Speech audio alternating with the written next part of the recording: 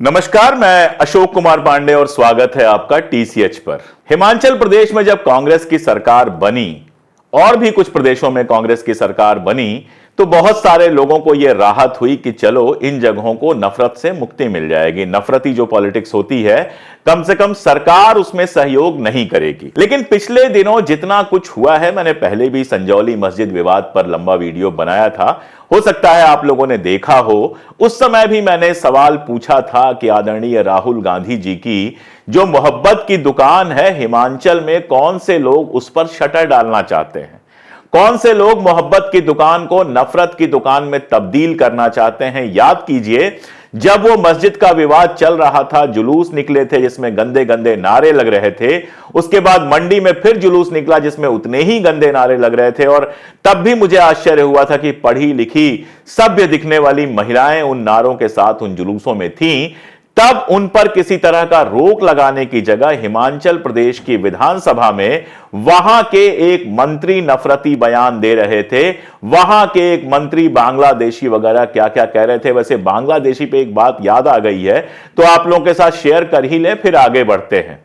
बांग्लादेशी को लेकर जितने बयान अमित शाह जी ने झारखंड वगैरह में दिए थे, उन बयानों पर बांग्लादेश के विदेश मंत्रालय ने बाकायदा आपत्ति दर्ज कराई और यह कहा कि यह फर्जी बयान देना बंद कीजिए, हमारे देश के लोगों का नाम मत लीजिए। और उसके बाद भारत सरकार के पास कोई जवाब नहीं बचा था। तो दुनिया में जो बेइज्जती हमारी होती है इस तरह की बातों से, वो तो खैर होती ही है, लेकिन कम से कम कांग्रेस से हम ये उम्मीद करके चल रहे थे कि जिन राज्यों में उसकी सरकार है वहां इस तरह की चीजें नहीं होनी चाहिए। अलग से बताया गया, कई लोगों ने बताया कि वहां मुख्यमंत्री ने और केंद्रीय नेतृत्व ने, जिन लोगों ने इस तरह के बयान दिए हैं, उनको डांटा है, उनको मना किया है कि आगे ऐसे बयान ना दो। और हमें लगा कि चलो गलती सुधर गई, अब इस तरह की फालतू बयानबाजियां नहीं होंगी।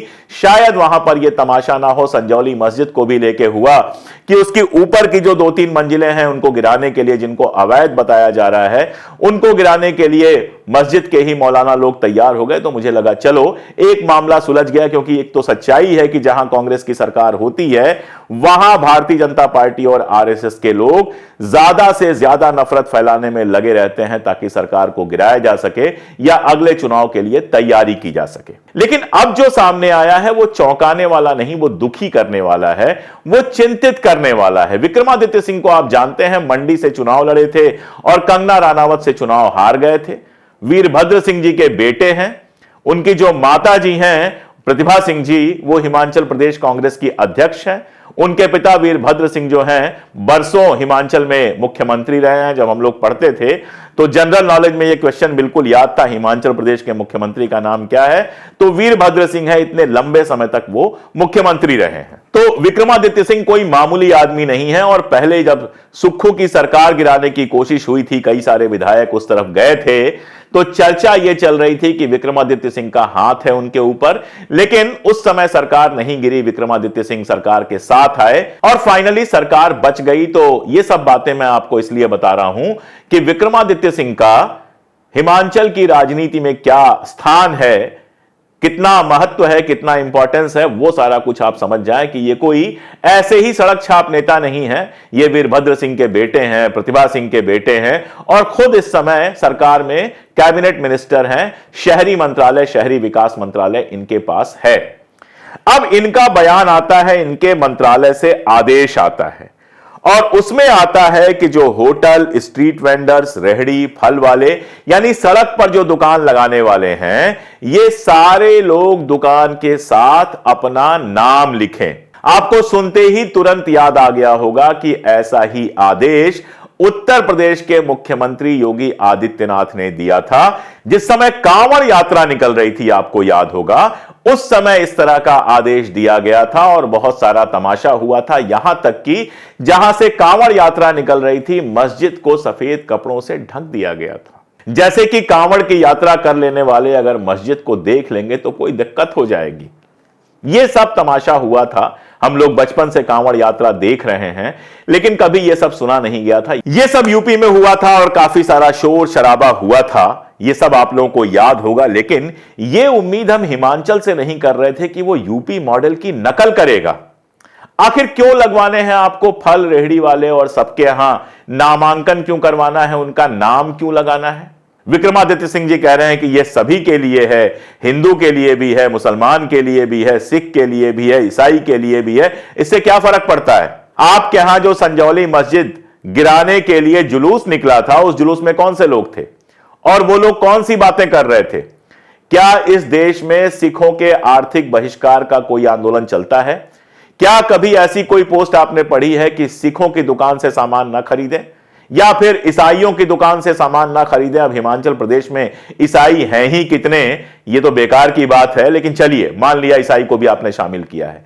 इस देश में तो सिर्फ और सिर्फ यह अभियान आजकल चल रहा है कि मुसलमानों की दुकान से सामान ना खरीदें, उनको बदनाम करने के लिए कुछ भी किया जा रहा है।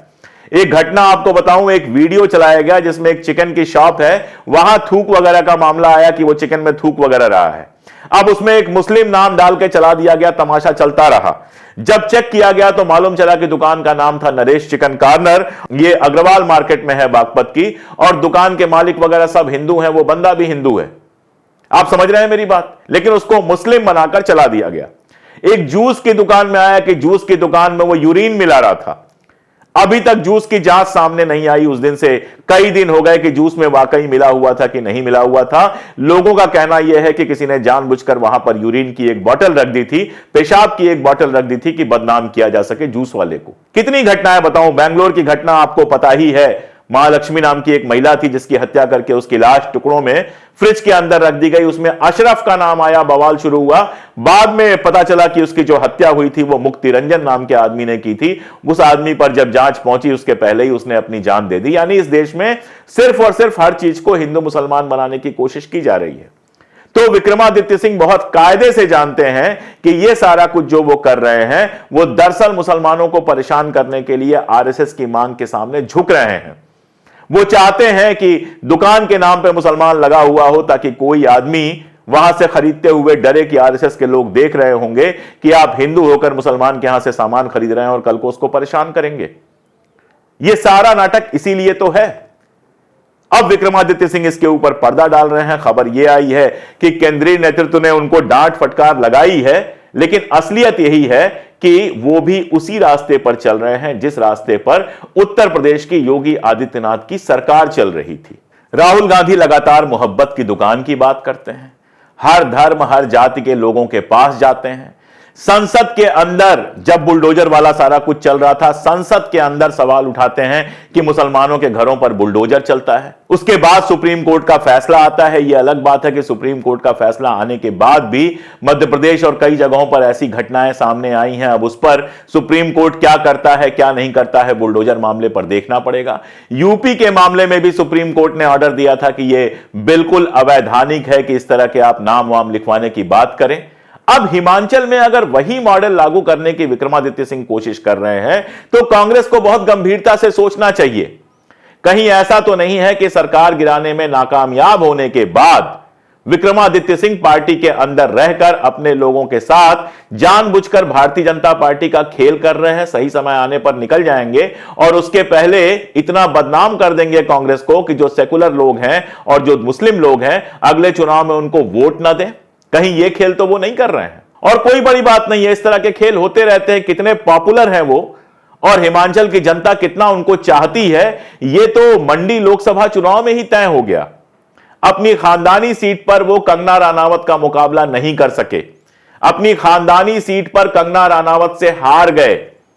मंथन करना चाहिए उनको, बैठकर सोचना चाहिए कि आखिर ऐसा क्या था कि एक हीरोइन ने उनको चुनाव में हरा दिया। लेकिन यहां मंथन छोड़िए, यहां तो उनको हिंदू मुसलमान करने से फुर्सत नहीं है। हो सकता है ये सोच रहे हो कि जितना हिंदू मुसलमान करेंगे उतना वोट एक साथ आएगा और हिंदू वोट हमको मिलेंगे। अगर वो ऐसा सोच रहे हैं तो भी बहुत बड़ी मूर्खता कर रहे हैं। जब असली सामान है तो फर्जी सामान कोई क्यों खरीदने जाएगा? जब बीजेपी है तो इनको कोई क्यों वोट देगा?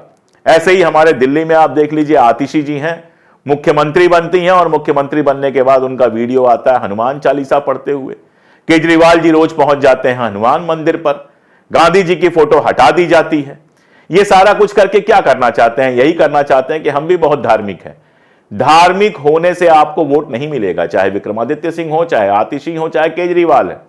जो सांप्रदायिक लोग हैं, जो धर्म के लिए पागल हो गए लोग हैं, वो तो जाके भारतीय जनता पार्टी को ही वोट देंगे। हां, आप अपने आप को जरूर इतना संदिग्ध बना लेंगे इस तरह की हरकतें करके कि जो सेकुलर लोग हैं, मुसलमान हैं, अल्पसंख्यक हैं, बाकी सारे लोग हैं, उनकी समझ में यह आ जाएगा कि आप हमारे नहीं हो।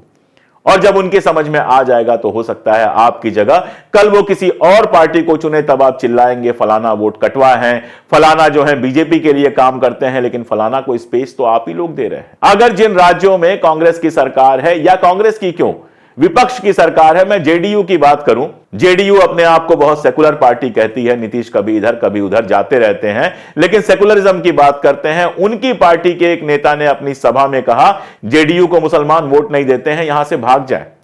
यह सब करके आप क्या कर रहे हैं?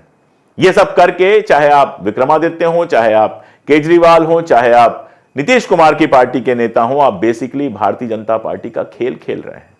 जहां विपक्ष की सरकार है, चाहे तमिलनाडु हो, चाहे कर्नाटका हो, हिमाचल हो, और भी जो प्रदेश है जहां भारतीय जनता पार्टी की सरकार नहीं है, विपक्ष की सरकार है, वहां उनको एक ऐसा मॉडल पेश करना चाहिए जो देश के सामने हो कि देखो, केंद्र में हमारी सरकार आएगी तो हम सबके साथ ऐसा व्यवहार करेंगे। उनको तो जनता के बीच में जाकर गांधी और नेहरू की बात करनी चाहिए। उनको बताना चाहिए कि किस तरह से हमारा देश एक सेकुलर देश बना था और सेकुलर देश बन के हमने कैसे विकास किया था। गांधी और नेहरू पे याद आया, हमने कुछ टी शर्ट्स डिजाइन की हैं, जानबूझकर ऐसी टी शर्ट डिजाइन की हैं जिसमें गांधी, नेहरू, भगत सिंह और इस तरह के लोगों के कोटेशंस हैं। वो कोटेशन जो दुनिया के बीच में जाने चाहिए, उन कोटेशंस के साथ वो टी शर्ट लॉन्च की हैं। अगर आप खरीदना चाहते हैं तो इस वीडियो के साथ आपको दिख ही रही होंगी, लिंक भी है डिस्क्रिप्शन में, आप ले सकते हैं। तो गांधी नेहरू की बात करने के बजाय, मौलाना आजाद की बात करने के बजाय, सेकुलरिज्म की बात करने के बजाय, एक मंत्री आकर कहता है कि बाहर के लोग आ गए हैं, रोहिंग्या आ गए हैं, बांग्लादेशी आ गए हैं, और दूसरा मंत्री जो कि एक सीनियर मिनिस्टर है, जो मुख्यमंत्री बनना चाहता था, वो रेहड़ी पर, ठेले पर, फल बेचने वालों पर, यह सारा कुछ करने वालों पर अपना नाम लगाने का नियम बना रहा है ताकि समाज के अंदर जो विभाजन है वो और गहरा हो सके। फिर यह सवाल तो पूछना ही पड़ेगा, चाहे कोई करे। हम लोगों की कोई पार्टी नहीं होती, हमारे जैसे लोगों की कोई पार्टी नहीं होती। हम तो यहां जनता की आवाज उठाने के लिए बैठे हैं। हम तो यहां भारतीय संविधान के हक में बात करने के लिए बैठे हैं। तो बिल्कुल यह सवाल हम पूछेंगे कि भाई, राहुल गांधी जी की जो मोहब्बत की दुकान है हिमाचल में, उस पर शटर क्यों लग रहा है? और अगर लग रहा है तो केंद्रीय नेतृत्व क्या कर रहा है? क्यों नहीं इस तरह की चीजों पर तुरंत रोक लगाई जाती है? क्यों नहीं इनको दिल्ली बुलाकर इनकी मीटिंग ली जाती है और इनसे कहा जाता है कि इस तरह की हरकतें बंद कीजिए? अगर इस तरह की हरकतें नहीं बंद होंगी राहुल जी, तो आज ये जो हिमाचल में हो रहा है और पूरे देश में खबर जा रही है, इसका असर कल के चुनाव पे पड़ेगा। और तब लोग अगर नहीं भरोसा करेंगे आपकी मोहब्बत की दुकान पर, तो कांग्रेस के लिए बहुत मुश्किल होगी। अगर वाकई इस देश में एक धर्मनिरपेक्ष अल्टरनेटिव की तरह आप खड़ा होना चाहते हैं, अगर वाकई इस देश को आप वादा दिलाना चाहते हैं कि हम एक सेकुलर सरकार बनाएंगे, तो इस तरह की घटनाओं पर रोक लगाना बहुत जरूरी है। अगर मोहब्बत की दुकान में नफरत के कीड़े पलते रहेंगे तो बताइए वहां से कोई सामान कोई क्यों खरीदेगा? आज के लिए इतना ही, बहुत शुक्रिया।